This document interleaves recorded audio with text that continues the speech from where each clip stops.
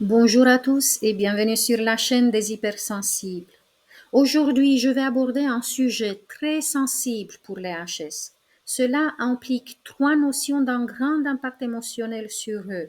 Il s'agit de l'axe provocation, colère, culpabilité. Cet axe n'est pas vu en entier ni par les narcissiques ni par les hypersensibles. Je m'explique.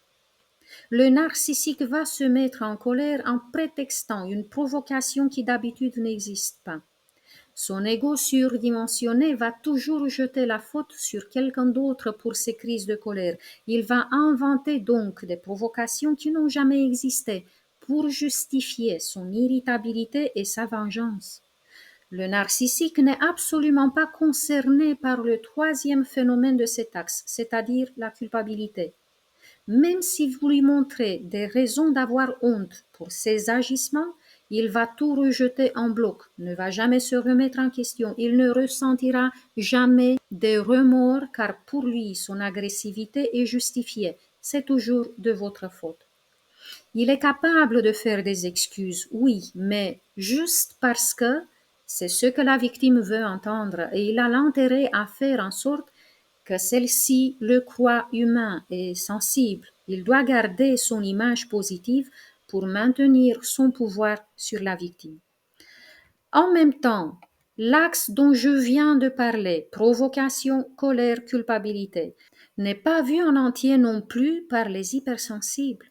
Ils pensent que leurs crises de colère sont expliquées par leur mauvais caractère et ils culpabilisent à cause de leur incapacité à gérer leurs émotions, à cause de ce qu'ils ont dit en étant furieux et surtout parce qu'ils considèrent avoir blessé l'autre. Pour la plupart d'entre eux, ils perdent complètement de vue l'élément déclencheur de cette colère. C'est souvent parce qu'ils n'identifient pas la provocation. Alors, lorsqu'on a affaire à des êtres insensibles, jaloux ou manipulateurs, ils savent repérer les points vulnérables du HS et les utilisent contre lui. Mais le HS a une grande tolérance. Il ne va pas réagir tout de suite. La plupart du temps, pour ne pas rentrer en conflit, il va avaler ses mots et cacher sa révolte. Comme à l'extérieur, il a su éviter l'affrontement, il s'estimera heureux. Par contre, il n'est pas conscient du fait que, avec chaque provocation, il a bloqué beaucoup d'énergie de colère en soi-même. Et lorsque ça dépassera la limite du supportable, même à cause d'un petit rien qui le blesse, il va exploser de rage. Le fait de ne pas voir la provocation et l'intention de l'autre de le malmener va faire que l'hypersensible se sentira extrêmement coupable. Il aura honte de soi et validera à l'intérieur de lui-même toutes les accuses de l'autre. Comme Anita le disait dans un commentaire sur la communauté, je m'excuse pour tout, je suis désolée même pour être qui je suis.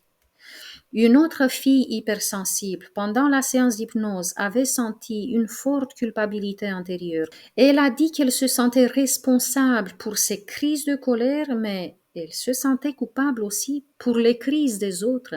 Pour elle, si quelqu'un de proche est malheureux, furieux, stressé, irrité, c'est toujours de sa faute. Je fais une petite parenthèse. Si vous êtes dans la même situation, je vous rappelle que sur ma chaîne, il y a une séance qui traite la colère. Mais il est très important de travailler sur la culpabilité irrationnelle parce qu'à cause de cette culpabilité, vous vous auto-sabotez en vous interdisant tout ce qui est bon dans la vie, croyant ne pas être méritant. Sur ma boutique en ligne, j'ai une séance d'hypnose thérapeutique pour désamorcer ce mécanisme de la colère irrationnelle. Je vous mettrai le lien dans la barre d'infos parce que même si une part de vous sait que cette culpabilité n'a pas de sens, une autre facette de vous qui a été programmée depuis l'enfance à voir que le mal en soi va tourner en boucle ces pensées envahissantes d'auto-jugement. J'ai très souvent remarqué en thérapie individuelle que les hypersensibles se critiquent fortement, se détestent même pour le fait d'être colériques. Ça a un effet très apaisant si en repensant un épisode de colère, vous cherchez la cause qui a provoqué cela. Parce que très souvent à l'origine se trouvent des personnes malveillantes qui cherchent à vous déstabiliser, qui vous font du mal, qui vous provoquent. Il y a aussi le risque que le HS soit soupçonné de souffrir d'un trouble psychologique qui ne leur correspond pas parce que, justement, on n'identifie pas ce qui provoque cette rage chez eux. Dans beaucoup de situations, il suffit de prendre de la distance par rapport à ces êtres qui vous agacent, qui vous blessent constamment pour constater une nette amélioration dans votre état d'être. J'espère que tout cela vous fera réfléchir et vous aidera à voir plus clair en vous-même. Si c'est le cas, vous pouvez me mettre un j'aime et me laisser un petit commentaire. Si vous n'êtes pas encore abonné à ma chaîne, abonnez-vous et cliquez sur la cloche pour être informé dès que je publie de nouveaux podcasts, des vidéos ou des séances thérapeutiques.